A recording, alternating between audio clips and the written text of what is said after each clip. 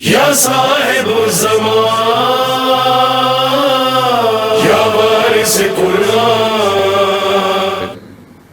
کیونکہ قرآن بھی یہی کہتا ہے، شخص جو ہے وہ امام زین العابدین علیہ السلام کی خدمت میں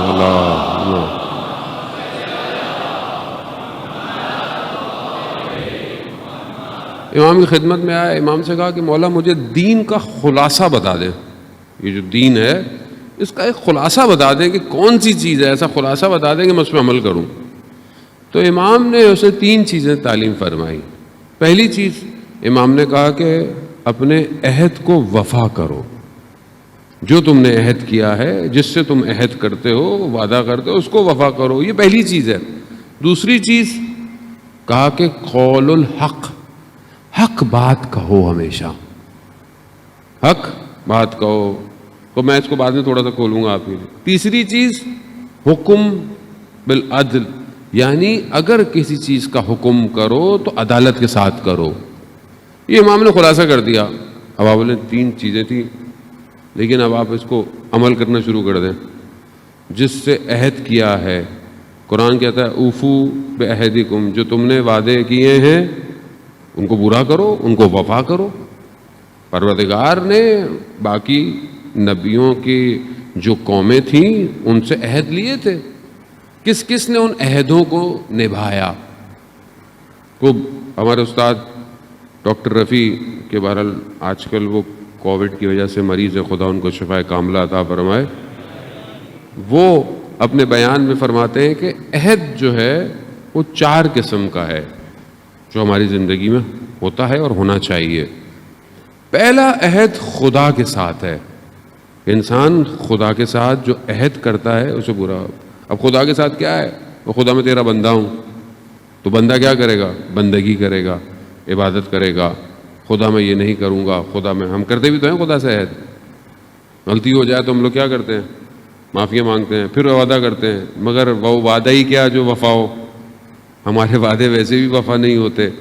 تو ہم اس عہد کو نبھائیں. جبکہ قرآن اس چیز پہ بہت زیادہ فوکس ہے کہ جو تم نے خدا کے ساتھ عہد و پیما باندھا ہے اسے پورا کرو. عہد سے بڑھ کر ایک اور لیول ہے جسے قرآن میثاق کہہ رہا ہے کہ وَإِذَا أَخَذْنَا مِيثَاقَ، کہ ہم نے میثاق لیا. کس سے؟ بنی اسرائیل سے لیا. بہت سی جگہوں پہ لیا ان سے قوموں میں. اگر آپ قرآن پڑھیں کہ انشاءاللہ کہ ہم قرآن پڑھیں اور اس کے ترجمے کو بھی پڑھیں اور اس کے ساتھ ساتھ ہم تفسیر کو بھی پڑھیں. کب پڑھیں گے مجھے آپ بتائیں؟ کب پڑھیں گے؟ بوڑھے ہو جائیں گے تب پڑھیں گے؟ بوڑھاپے میں پڑھیں گے؟ کب پڑھیں گے؟ میں اپنے آپ سے بھی کہہ رہا ہوں. اچھا میں تو کیونکہ مولانا ہوں، مجلس پڑھنی ہے، مجبوری ہے، نہیں پڑھوں گا تو بیان کیا کروں گا، مجھے تو پڑھنی پڑتی ہے. یعنی سمجھ لیں میں تو اللہ نے مجھے ایسی جگہ بٹھا دیا ہے بھائی چارہ نہیں ہے پڑھنے کے علاوہ. اب کیا کریں؟ شروع میں بھی جب میں حوضے میں گیا تو کسی نے مجھ سے پوچھا کہ آپ یہاں کیا کرنے آئے؟ میں نے کہا وہاں ٹائم نہیں ملتا تھا کتابیں پڑھنے کا. حوضے میں آ گئے، شاید 4 کتابیں پڑھی لیں گے آدمی، پڑھنے ہی آئے. تو ہم تو چلیں اسی مجبوری میں اللہ نے بہرحال کر دیا.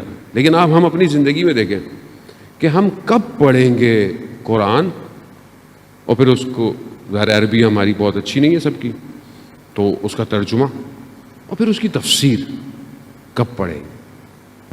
مگر قرآن نور نہیں ہے، مگر قرآن کلام الہی نہیں ہے، مگر قرآن جاوداں معجزہ نہیں ہے، مگر خدا نے نہیں کہا کہ میں تمہارے درمیان میں 2 چیزیں چھوڑے جا رہا ہوں، قرآن اور اہل بیت.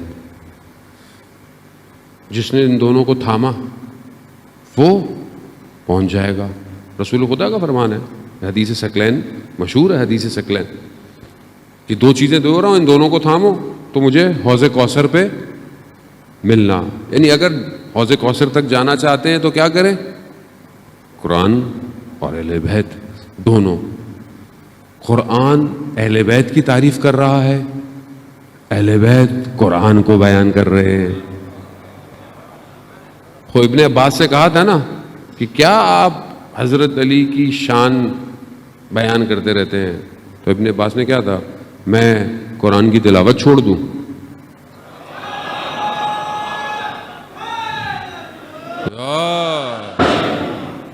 بھائی قرآن یہی تو ہے، مطلب اور کیا کریں گے آپ؟ اب بعض لوگ کہتے ہیں ہمارے لیے قرآن کافی ہے، تو قرآن جس کو سمجھ میں آئے گا اسے پتہ چل جائے گا کہ اہل بیت کیا ہے عزیزان محترم۔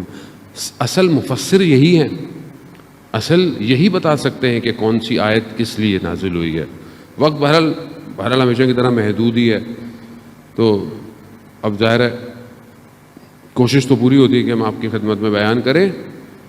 پروردگار قرآن میں جب واقعات کو بیان کر رہا ہے قوموں کے، تو اس کے پیچھے عبرت ہے، اس لیے نہیں کہ آپ پڑھیں اور گزر جائیں۔ بنی اسرائیل سے پروردگار نے میثاق لیا، بہت سارے میثاق ہیں، ایک وہ بھی ہے کہ ان سے کہا کہ فلانے دن تم نے مچھلی کا شکار نہیں کرنا، لیکن مچھلیاں آتی اسی دن تھیں۔ اب اللہ نے کہا میثاق لیا نبھاؤ، لیکن نہیں کر پاتے تھے، نہیں کر پائے۔ اسی طرح یہ سلسلہ چلتا ہے۔ خدا عہد کو جو خدا سے کیا گیا ہے، خدا خود مدد کرتا ہے اگر آپ اس کی طرف بڑھیں۔ قرآن کے اندر پروردگار نے ارشاد فرمایا ہے کہ من المومنین رجال، مومنین میں سے کچھ مرد ایسے ہیں کہ جو انہوں نے عہد کیا ہے اسے پورا کرتے ہیں، جو انہوں نے عہد کیا ہے اسے پورا کرتے ہیں۔ کچھ کر چکے ہیں، کچھ کریں گے، اور خدا اپنے وعدے سے جو ہے وہ تخلف نہیں کرتا۔ اب خدا نے بھی وعدہ کیا ہوا ہے، آپ دیکھیں خدا نے قرآن میں کہ یہ کہ اگر تم یہ کرو تو میں تمہارے ساتھ یہ کروں گا، اگر تم کم پہ صبر کر جاؤ تو میں بھی تمہارے کم عمل کو قبول کر لوں گا۔ تم اگر کم پہ اکتفا کر جاؤ جو تمہیں خدا نے دیا ہے، تو میں بھی تمہارے کم عمل پر تمہیں اجر دے دوں گا۔ عزیزان محترم، خوب یہ ایک عہد خدا کے ساتھ۔ دوسرا عہد پیغمبر اور ائمہ علیہ الصلوۃ والسلام یعنی نبی کے ساتھ اور ائمہ کے ساتھ ہے۔ خوب یہ بھی لوگوں نے عہد کیا پیغمبر کے ساتھ، ہم آپ کے ساتھ رہیں گے۔ جنگ احد کے اندر کچھ لوگ آئے جو جنگ بدر میں نہیں آ پائے تھے، انہوں نے کہا کہ ہم نے عہد کیا تھا کہ ہم وہاں نہیں آ پائے، ہم آپ کے ساتھ آئیں۔ لوگ آئے، تشریف لائے، لوگوں نے شہید بھی ہوئے۔ اس طرح رسول کے ساتھ بہت سارے اور عہد و پیما چلتے رہے۔ ائمہ علیہ الصلوۃ والسلام کے ساتھ بھی لوگوں نے عہد کیا اپنے دور کے اندر، اور اس عہدوں کو نبھایا ہے۔ امام نے بھی جس کے ساتھ عہد کیا اس کو وفا کیا، اور جس نے ائمہ کے ساتھ عہد کیا اس کو پورا کیا۔